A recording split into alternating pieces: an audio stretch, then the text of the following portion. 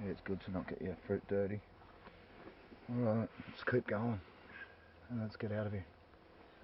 What I've got here is this Banksia ericafolia.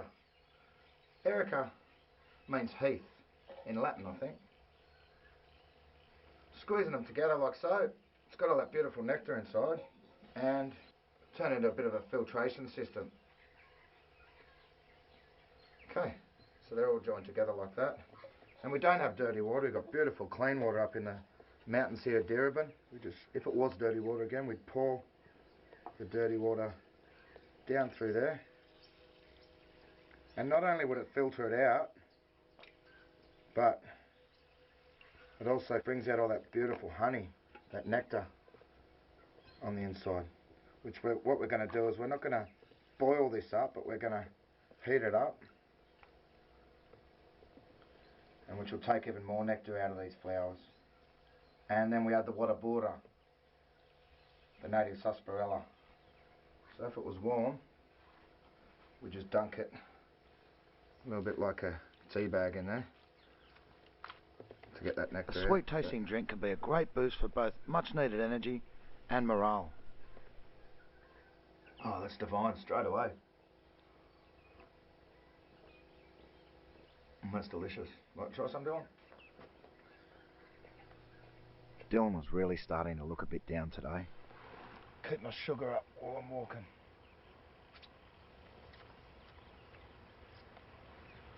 I reckon it's always good to know a bit about clouds. These cirrus clouds are made up of tiny ice particles from way down south.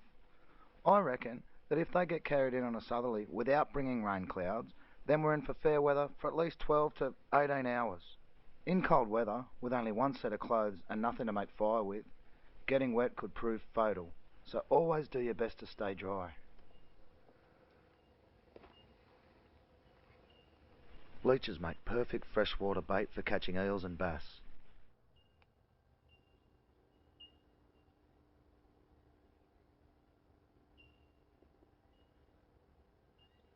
But speaking of staying dry, this giant puffball fungus has helped me keep dry on quite a few occasions.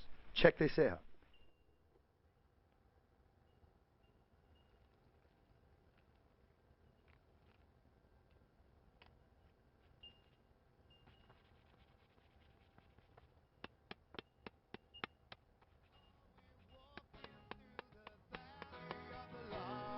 There you go, bone dry. Freshwater crayfish, or yabbies as we call them, contain around 25 milligrams per 100 grams of vitamin C, about the same as tomatoes. It's good to know that they're around. This is the ones that I think end up a bit spiky. They're not the normal blue ones. They get really quite large. There's also a bit of a pond down there where there might be a few. Without getting regular vitamin C, you get scurvy, and you quite literally start to fall apart. With their high protein and reasonable vitamin C levels, yabbies are a great survival food. Maybe she likes it when I get that way. I just don't get it, it just wrecks out day. Are we walking through the valley of the law? Here I crack open a turban shell and have a little afternoon snack. It tastes a little bit like crab meat. To the forest where the couples play. Forget the past and start a brand new day. Are we walking through the valley of the lost? Take the photograph so we can. I was pretty happy with one of my first attempts at getting the bow drill going, just with a couple of sticks and a shoelace. And you know what they say, where there's smoke. Alright, you see that?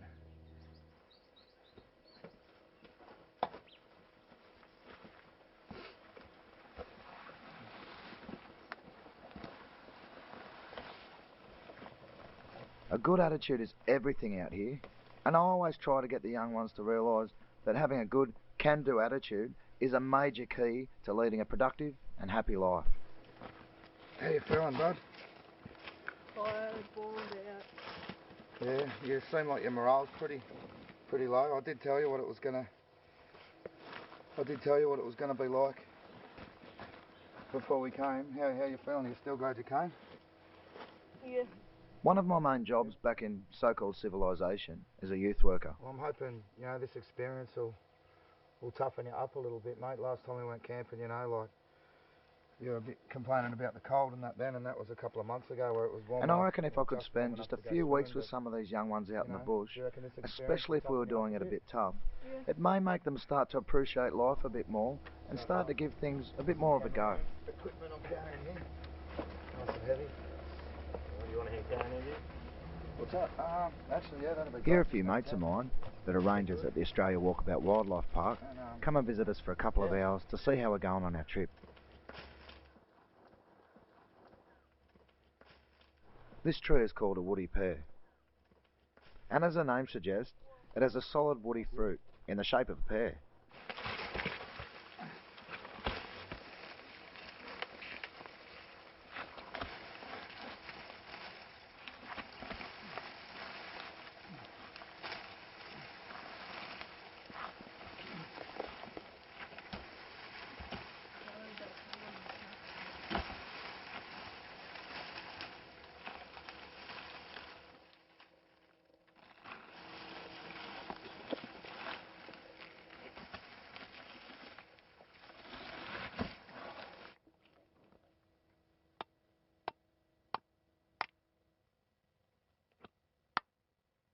There we go. It contains 2 small edible seeds. These classic puffy looking clouds are called cumulus and are usually a sign of decent weather.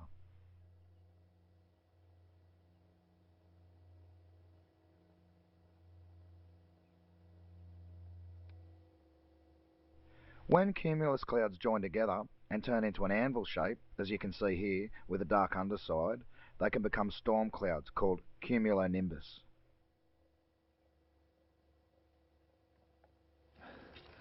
What's okay for the distinctly similar chimpanzee, who this is a favourite food of, the termite, is good enough for me. It's a bit of protein.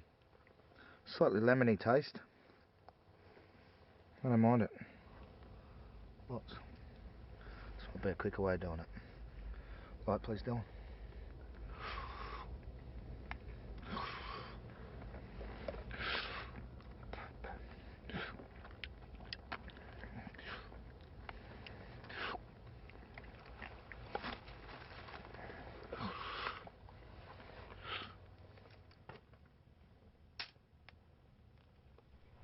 Dylan generally doesn't say much on camera, but inspired by a good campfire, we talk well into the night. Lucky bugger gets to eat the yabbies.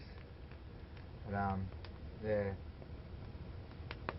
Are you spewing you don't like shellfish and stuff like that, mate, a little bit? Yep.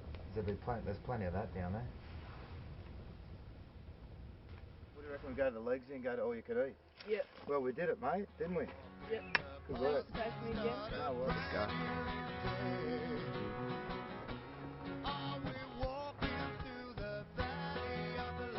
Here's proof that even in the middle of winter, when the least plant and animal food is available, with just a bit of knowledge and the right attitude, you can survive. This week away did wonders for young Dylan, and I felt ready to take on the world.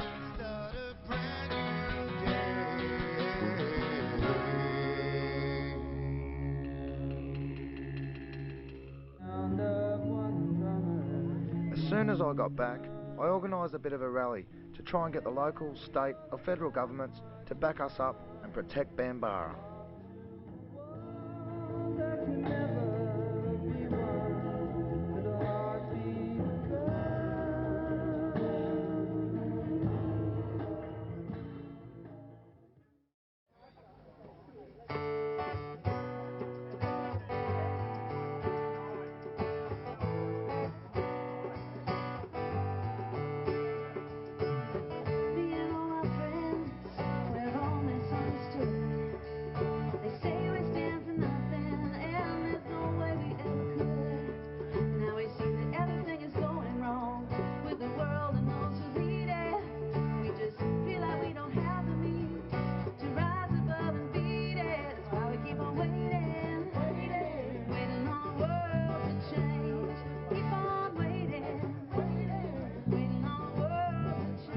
Bev Spears did the acknowledgement of country.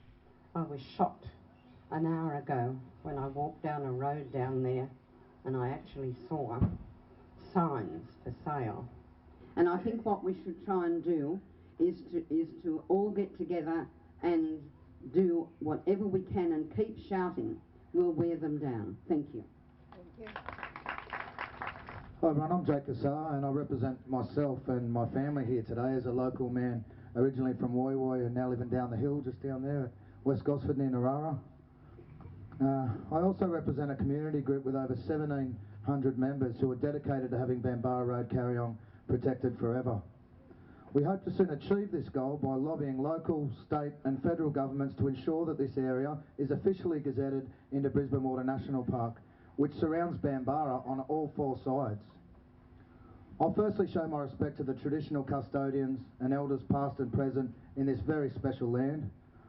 I'd also like to acknowledge any elders, Indigenous and non-Indigenous, present here today in order to express my total respect for them as much valued knowledge holders and ancient story keepers in our community.